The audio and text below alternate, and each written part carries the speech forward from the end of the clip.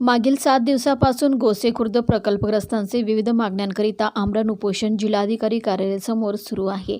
परंतु शासन प्रशासन त्यांच्या आंदोलनाकडे दुर्लक्ष करत आहे. त्यामुळे त्यांच्या आंदोलनाची शासनाने दखल घ्यावी याकरिता संदीप तितरमारे, सेवक शेंडे, पिपरी पुनर्वसन, समीर देवगडे, कारधा, राकेश भुरे, टाकळी पुनर्वसन यांनी जिल्हाधिकारी कार्यालयासमोर असलेल्या झाडावर चढून शासन प्रशासनाचा निषेध करीत शोले स्टाईलप्रमाणे 2 तास झाडावर चढून शासनाचा निषेध केला. त्यामुळे पोलिसांची चांगलीच दमछाक झाली. याबाबत सविस्तर वृत्त असे की जिल्हा पुनर्वसन समितीचे अशासकीय समिती सदस्य भाऊ कातोरे, दिलीप मडामे, माजी सरपंच खमारी, सुनील भोपे, तंटामुक्त समिती अध्यक्ष बेमुदत आमरण उपोषणाला बसलेले आहे. परंतु त्यांच्या मागण्यांकरिता शासन प्रशासन 7 दिवसापासून दुर्लक्ष करीत आहे. त्यामुळे भंडारा जिल्ह्यातील जेवढे प्रकल्पग्रस्त आहेत त्या सर्व प्रकल्पग्रस्तांनी आमरण उपोषणाला भेट देऊन शासनाच्या विरोधात तीव्र आक्रोश करून जिल्हा प्रशासन व शासनाला प्रकल्पग्रस्तांची बैठक लावून मागण्यांची पूर्तता करण्यास भाग पाडावे असे आवाहन सुद्धा आपणाला करण्यात येत आहे.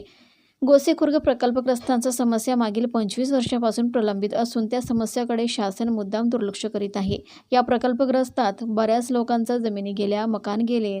त्यांना शासनाने अल्प मोबदला देऊन त्यांना मोकळे केले. आज शासनाने त्यांना नोकरीसुद्धा दिलेली नाही. जे शेतकरी भूमिहीन झालेले आहेत त्यांना जमीनसुद्धा देण्यात आलेली नाही. वाडी कुटुंबाचा 2.90 लाख मोबदला सुद्धा देण्यात आलेला नाही.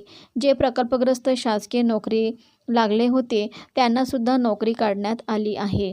त्या उमेदवारांमध्ये मयुरी सुखदेवे, शिल्पा सुखदेवे, नितीन उईके, स्नेहा नागदेवते, भारती तांडेकर, प्रवीण धोटे, अशोक मारबते, मंगेश धानेरे, सौरभ माटे, दीपक भेदे, कार्तिक भुते, अमरदीप धनविजय, कृष्णा बागडे यांचा समावेश आहे. सदर GR हा 2015ला निघाला होता, परंतु हा लागू 2024ला करण्यात आला.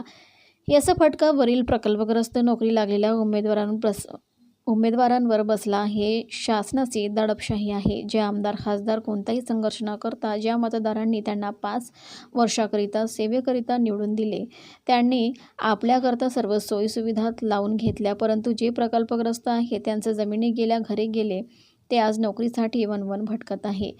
त्यांना शासन न्यायापासून वंचित ठेवत आहे. ही लोकशाही की ठोकशाही? प्रकल्पग्रस्तांच्या प्रमुख मागण्यांमध्ये 2.90 लाख रुपयांचा लाभ घेतलेल्या प्रकल्पबाधितांचे नोकरीविषयी प्रमाणपत्र पडताळणी करून देण्यात यावे. वाढीव कुटुंब 2.90 लाख रुपये वाढीव कुटुंबातील पात्र व्यक्तीला तसेच बाधित प्रकल्पग्रस्त देण्यात यावे.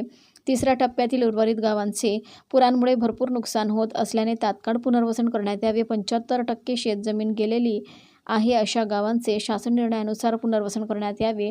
प्रकल्पबाधित बेरोजगारांना नोकरी उपलब्ध करून देण्यात यावे. त्याचप्रमाणे भंडारा तालुक्यातील निमगाव 75% हा गोसेखुर्दचा बॅकवॉटरमुळे फटका बसतो. त्या गावाची 75% जमीन गोसेखुर्द धरणात गेलेली आहे. त्यामुळे त्या गावाचे सुद्धा पुनर्वसन करण्यात येऊन त्यांना गावठांची व्यवस्था करण्यात यावी. आमरण उपोषणाला गोसेखुर्द प्रकल्पग्रस्त समितीचे शासकीय समिती सदस्य भाऊ कातोरे, दिलीप मडामे, माजी सरपंच खमारी, सुनील भोपे, तंटामुक्त अध्यक्ष टाकळी हे आमरण उपोषणाला बसले आहेत.